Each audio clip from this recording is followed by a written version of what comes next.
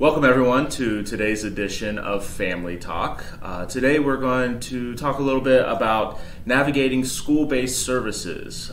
With the beginning of the school year coming up or already started for some folks, we thought this would be a good topic to go over for families who are looking for guidance and what the advocacy role of families and parent mentors might be in the school system. So today I have Dee Marks with us and Cara King.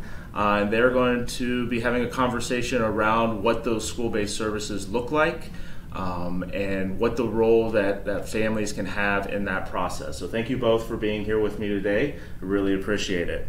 Probably going to be a few acronyms being thrown around the conversation, so kind of wanted to get some of those out of the way. So if you hear us referencing an IEP, that is an individualized educational program.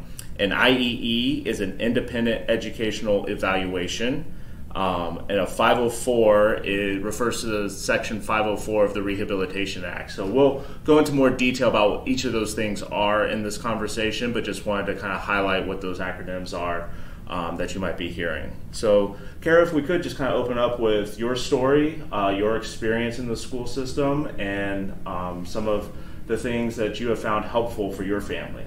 Okay, so we encountered Dee. Dee and I have been family friends for several years, and 12 years ago we adopted our two youngest children, Timothy and Carson, and we have two older children, and there's a significant age gap between our older kids and our younger boys.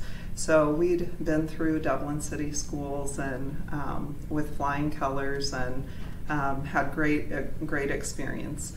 Then when we adopted our boys, everything was very different as far as our experience in Dublin City schools, or schools in general. So when we first adopted our boys, they were 2.5 years old and 4.5 years old. And they came from neglect and trauma.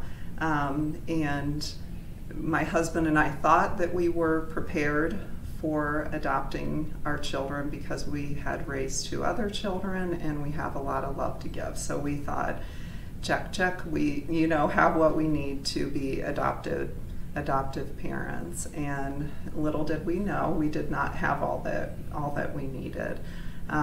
So when we started into school, kindergarten, first grade, teachers were noticing things that were different. We were noticing things that were different. A lot of behavior issues, and then you start going through the process of talking to your doctor and getting a diagnosis and things like that. So that's what we were doing. Is trying to get like the diagnoses so that the school could then help us. And when we didn't know really, what was going on exactly with our boys, but they came up with the diagnoses for Timothy for ADHD was the big one, anxiety, depression. But our youngest son, who really presented a lot more intense behaviors, was anxiety, depression, and ODD. So we're trying to navigate these diagnoses, these behaviors with our children, but then also trying to give them an education and interact with the teachers at the school, principals at the school. Everybody was involved and everybody knew, especially our youngest son, because of his behavior. So having known Dee, known her background, I called out for help. I phoned a friend. And I was like, we don't know what we're doing. We need help. And we think that Carson needs an IEP, but honestly, I didn't really know what that was. I knew it was something that gave Carson or gave children a little bit more help when they needed it. So I called Dee and she's like, you need to be a part of our parent mentoring program. And she gave me the name of Heather and reached out, an instant connection. And just felt this flood of relief. And so it was, I think when Carson was in 3rd grade, that we were like, he needs an IEP. He needs this help. I mean, you're telling me that he's tantruming, he's doing all these things, but yet it just felt like this huge struggle to get this IEP. So Heather came in and she was just so calm and knowledgeable in places where my husband and I weren't knowledgeable of the school system. And she just has helped us navigate through all these years. My youngest son now is in 8th grade, and my older son, he is going to be a sophomore. So, and good news for Timothy, he's on a 504 plan. So all the things that we put in place for him through the school, I mean, he's able to really handle a lot of responsibility. But Heather has been by our side for every IEP meeting, every phone call that we've received from the principal, things like that. Heather is always there to guide us through. Awesome. So she mentioned the role of a parent mentor and that connection that she had with a parent mentor. Can you say just a little bit about what the role of a parent mentor is and their connection with families? Yeah, the primary role that the Department of Education has established for a parent mentor is to provide guidance to parents, because special education, the laws are changing constantly, and it's an emotional period for parents when their child first gets a diagnosis and the parent's not even sure what that diagnosis means in the scheme of in their family, let alone in the community or out in the school environment. And so a parent mentor comes in, they understand the school process itself, they understand the special education law, they understand the community resources that parent might need to be connected to in order to benefit that student as well, because we all know mom and dad can't do it all, the school can't do it all. It's really a village of different resources that have to work collaboratively together. And the parent mentor can help navigate that with the families. And most importantly, it is about that connection, because as a parent mentor, I'm a parent of a child with disability, actually a parent of 2 children, and then Heather is a parent of 2 children with a disability. I referred Cara to Heather because ethically we were friends prior to this, and I felt, because I knew her kids, if I got into the meeting, I would get emotional. And we need somebody in there who's objective, who can sit and talk to the school team objectively, but also go back later and talk to Pat and Cara objectively. And I didn't feel that I could do that because I'm so close to their family. And so it's a way of a parent's perspective to be portrayed and shared with the school team that helps them understand where that parent's coming from, because too oftentimes we are too emotional to use the verbiage that we really wanted to say, that we planned all morning to say, and it's off of our head when we get into that meeting and we feel that everyone sitting around us has an agenda and we're here by ourselves. So Cara, what was that support that Heather gave you as a parent mentor? What did you lean on her for?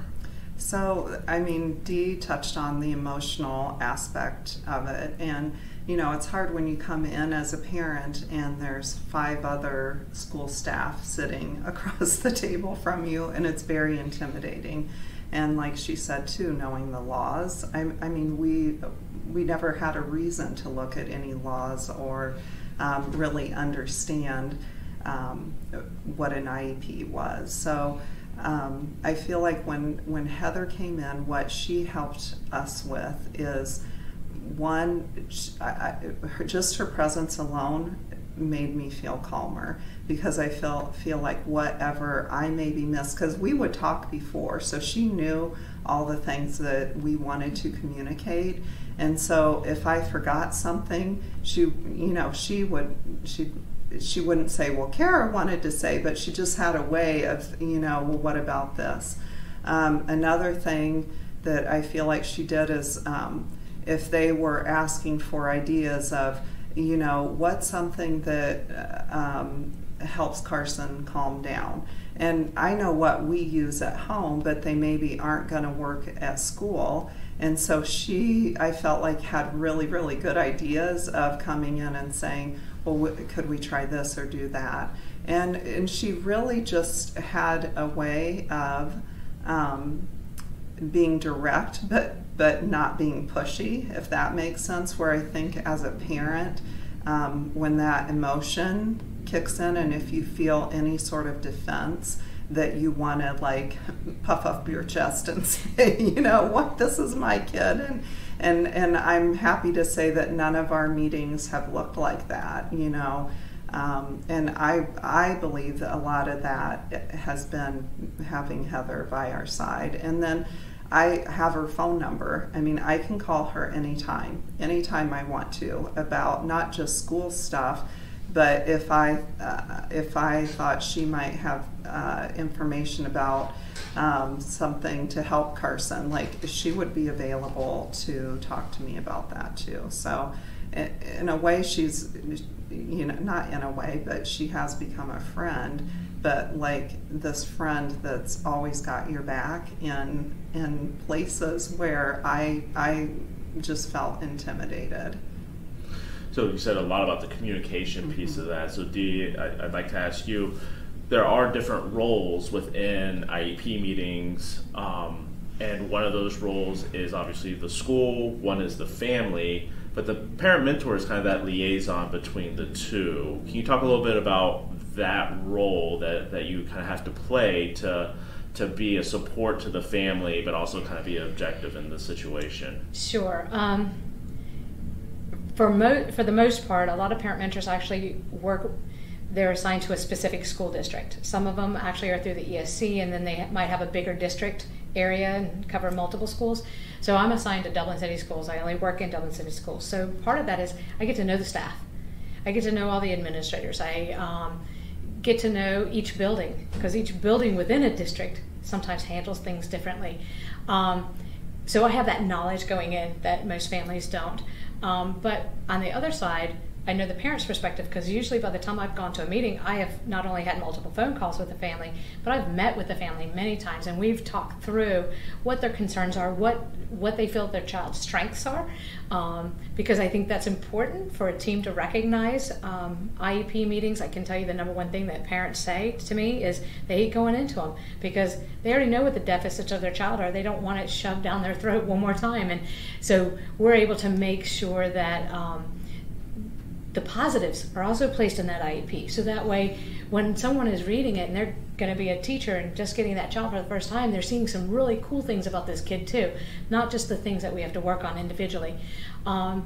It means that sometimes, I know I've done this even with Cara when I first started, before we traded off to Heather, is having a private conversation with staff members and saying, you know what, have we thought about this and have we considered this? Now, it's in some ways mediation, because one of the things that I don't do ever in a meeting, and I think this is really an important piece for all people who are looking for a parent mentor to understand, is we don't put people on the spot.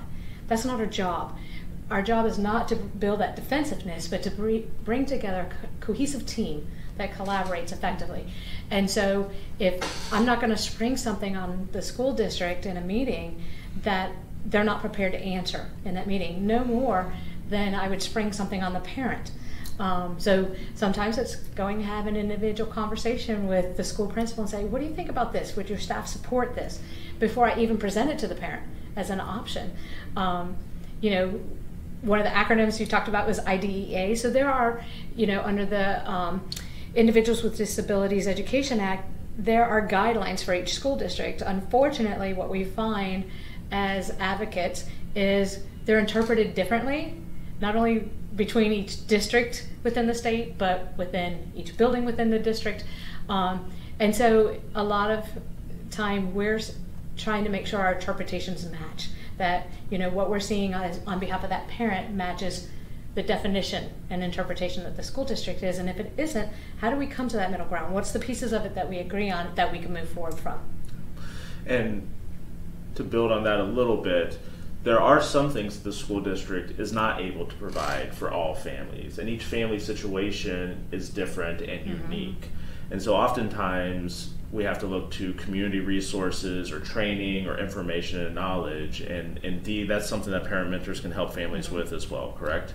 Correct. So we're pretty knowledgeable about our community and what resources we have. A perfect example of what you're talking about is many times I'll have a parent whose child has, through Child Find, has been part of the preschool system, and then they've gotten physical therapy. But then they get to about first grade and physical therapy is faded out because that child can navigate the school environment. Does it mean the child doesn't need physical therapy? Absolutely not. That child potentially does still need physical therapy, but not in an educational sense, in a medical sense. And then it becomes up to that family to be connected to an outside physical therapist to provide that support, because there are guidelines as to what the school is responsible for. So a lot of times I'll connect families to the Department of DD. It's amazing to me how many children go through Child Find again for preschool, and parents don't realize that when they leave preschool and go into kindergarten, or when they're 2, they're in early childhood and they go to preschool at 3, that the Department of DD's role changes and they actually need to go and kind of do a new intake and become re-involved. And so I connect them to that. Connect them to a Cali, if they have kids with autism, or they have deaf or blindness. It's a wonderful resource over there. Sometimes it's connecting them to group therapies through NISONGR. So it really is just about what does that individual family need, and sometimes it's about what do the parents need, not for their kid but for themselves. I've worked with families who their marriage is struggling.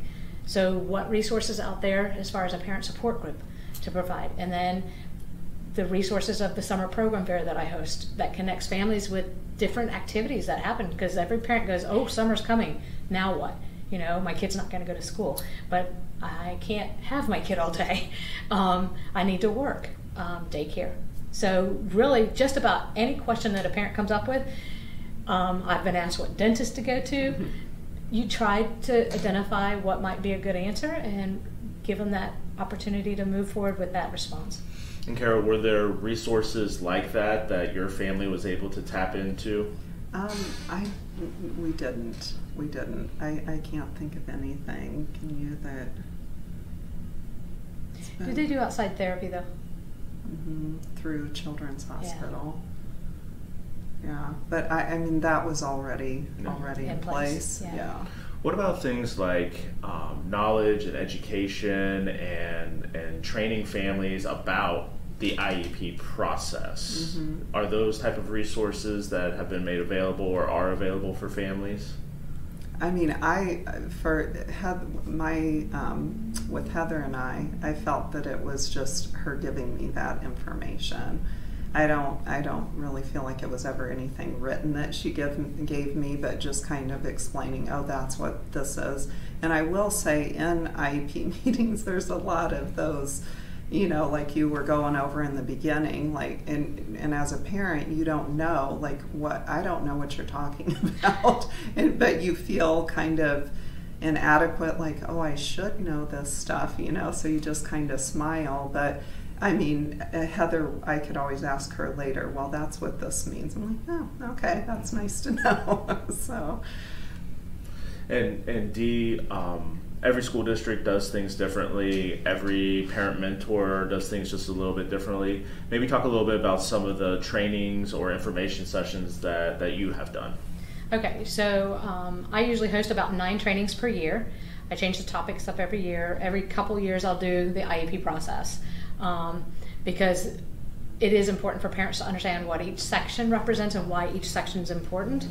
But I'll do topics like this year, transition. I'm going to focus on transition not only from preschool to kindergarten, because the focus of the IEP becomes less social based and more academic based, and parents struggle with that. Sometimes there is a category on the IEP that no longer can continue into kindergarten, so we have to reassess, reevaluate, and come up with a new category, and helping parents understand that process, but also that transition into post-secondary. So what do you need to start thinking about? Your child's in 8th grade. What do you need to think about for his future, for employment, for independent living, for future education opportunities? And different school districts offer different supports and activities in their post-secondary program, but helping them to understand, is it better for them to stay in that post-secondary program through their school, or is it better for them to go ahead and access the post-secondary options out in the community? So that's one of the big things. I've done one on sexuality a couple of times. It's a topic that schools hesitate to touch. So as a parent mentor, I have the flexibility. Did a 3-part series on dyslexia before. And for all of these, I don't do all the training because I'm not the expert on all of this, but I have my connections with my community resources that I bring in to do training. Last year we did a huge training on the waiver and special needs trust and understanding the new stable accounts. So it really is, what do the parents need to know at that moment, and I pick the top 9. But I also communicate with school staff. What are they hearing when they're in meetings? You know, that the parents have been confused about or worried about or upset about, and then try to host a training on that as well. Early on, you said that both of you were friends. You had common interests, commonalities, children with disabilities. Say a little bit of how important that is, the lived experience, the I've walked in your shoes that a parent mentor brings to your situation. Right. I mean, there's no words to just, I don't have to explain every single detail. I can just say, I'm struggling, this is hard. Like, she even asked me on the way here, how's your summer? I'm like, that's okay. I mean, I can fill in the blanks a little bit, but raising a child with disabilities and having already raised a child with disabilities, there's just a comfort knowing that she really does understand.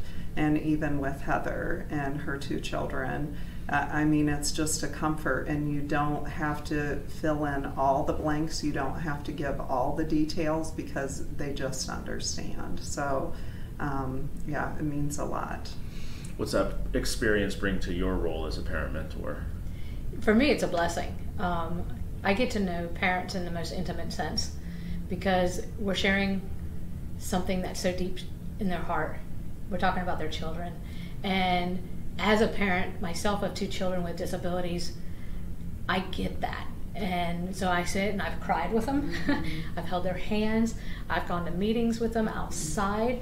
I've actually had a family that I actually went to a court date because their child had been. For me, it's about a bond that, like Cara said, it's words can't explain it, and it's because you lived that journey, you've walked that journey. And so when a parent says to me, you know what, so-and-so is doing such and such, and I can just go, right away, I know exactly what that means, and they don't have to go into detail, then I go, you need a hug, or let's go meet up and have an iced tea at Panera. And sometimes that's just what they need. They just need to be with somebody that gets it, and they don't have to speak about it anymore. They don't have to explain why they do things. That's one of the biggest things that we see. You know, their friends and their family don't understand why they have this behavior system in place, or why they have, you know, this particular therapy in place. They're like, you know, maybe you just need to discipline your child more, or maybe you need to, you know, not take him out at all if he's going to have those kind of behaviors. And as a parent, I understand when that parent's saying, but I still need to take him to the grocery store, because one day he's going to have to go to the grocery store. That's the reality. And so my goal then would be that commonality and bond with her over that issue, because I've been there before, but then to say, have you tried this? This is what I tried with my son, or this is what another parent shared with me that they've tried with their child. And that piece is huge.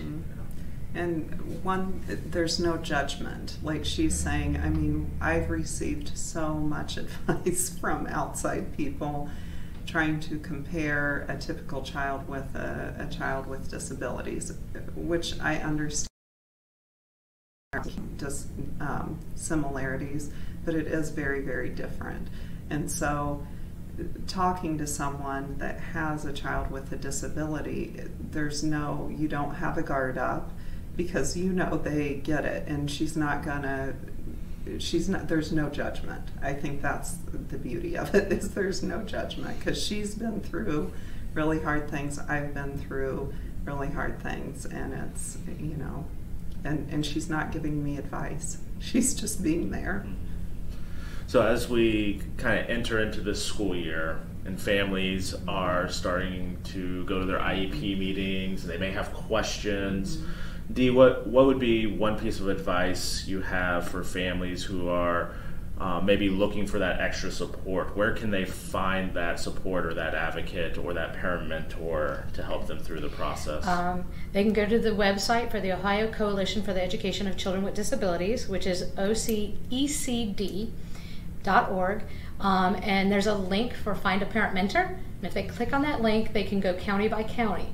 And if they have a parent mentor for a school district, it would be listed by county and then by the school district. But if there's no parent mentor for their district at all, then at the bottom of that there would be a name listed for all other districts, and that would be a coalition representative who also free of charge, because we're all free of charge to the families, who could help that family navigate whatever situation they're in. Great. Well, thank you both for taking the time to talk with me today and to share your story with the families that might be watching. Really encourage folks to check out the website that Dee mentioned and get in contact with a parent mentor if you feel like that's a service that would be helpful to your family or to your child that's going through the IEP process right now. So thank you all for watching, and join us next time on Family Talk. And please check out our new website, dodd.ohio.gov.